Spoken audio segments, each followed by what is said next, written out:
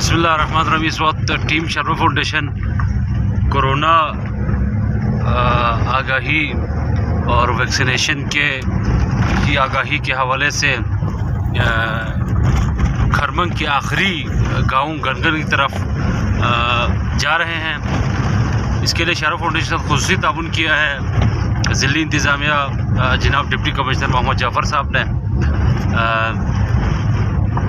अभी हम हर नीचे खरमंग के शुरू पॉइंट से हर एक गांव में ऐलानात करते हुए आगाही मुहिम करते हुए इधर हम जा रहे हैं गनगन की तरफ।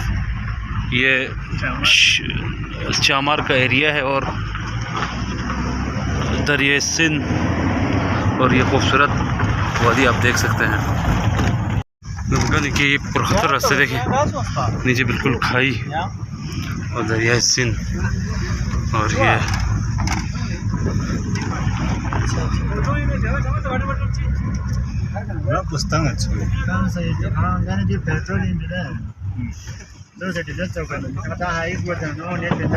Highest committee